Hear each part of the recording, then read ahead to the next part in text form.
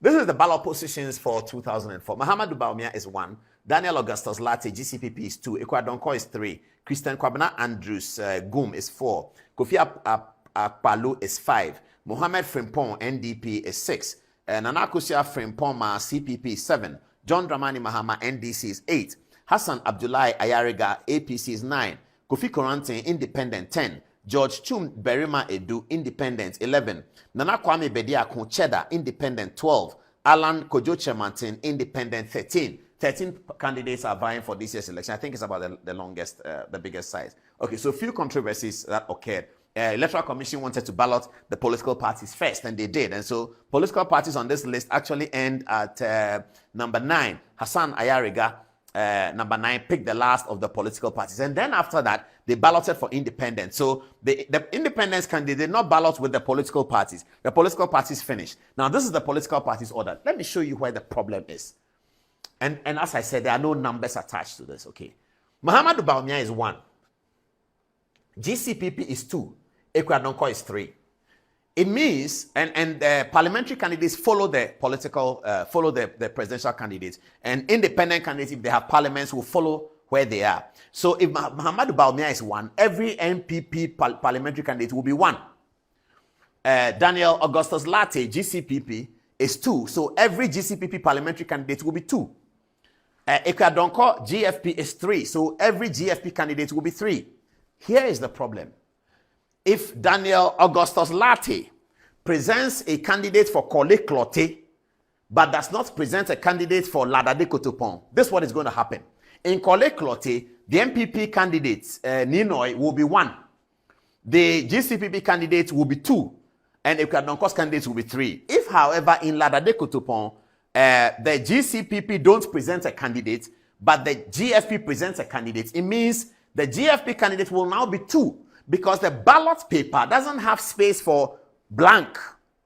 So if Bawumia is 1 and GCPP is not contesting in that parliamentary candidate, they will be out. The next person will come to 2. If the next person is not contesting, he will be out. Goom will come there. Kofi Akpaloo will come there. Mohammed Frimpong will come there. Nana Akosua will come there. John Dramani Mahama is all the way at 8. So where in the constituency there's only NPP and NDC contesting, NPP will be 1, NDC will be 2. Where there are 3 candidates contesting from any of these, then there will be Bawumia 1, 2, 3, NDC will be 4. So whereas John Dramani Mahama is 8, most of the parliamentary candidates of the NDC in 257 constituencies might not be 8. In fact, none of them, we have checked, and we'll give you the information. 257 constituencies, none of them will be 8. None. All of them are 3, 4, 3, 4, 2, 6, 1, 3, 4. That's the problem. Now, I don't know whether it's a problem that we have to genuinely sympathize with any political party that finds itself in that situation. But the NPP complained that in 2012, they found themselves in that situation. Give me the 2012 poll very quickly, please. And be alert. I'll be calling for these things. Give me the 2012 poll, and I'll come back to this one. Thank you very much. No, this 16, please. Yes, thank you. 12. Here is Nana Akufo-Addo at number 3 in 2012. Henry Herbert Lartey is at number 2. You can bet that Henry Herbert Lartey will not be contesting for many of the parliamentary elections. So many of the NPP candidates will come to 2. So whilst Akufo-Addo is 3, some of his parliamentary candidates will be 2. But if John Mahama is 1, all NDC will be 1. So the biggest advantage for any political party in these circumstances is either to be at the top or to be at the down. So if you're at the top, you'll be at the top throughout 257. If you are bottom, you'll be bottom throughout 257. If you are in the middle here, and the person on top of you does not present parliamentary candidates, then you are going to shift upwards. And that's going to distort the campaign, because you cannot campaign for a universal vote of number 3 for the New Patriotic Party, its parliamentary candidates, and its presidential candidates. That's the problem. Is it a problem of the Electoral Commission? Is it a problem of the parties? What is the problem? It's a problem of the provisions of Article 55 of the Republican Constitution. Take me there. Article 55, 1992 Constitution. Take me there right now. Here you are.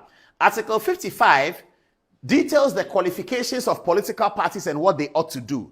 I'm going to show you what is missing in Article 55 that creates this difficulty for big political parties who don't pick number 1 or don't pick number last, or maybe number 2 also works.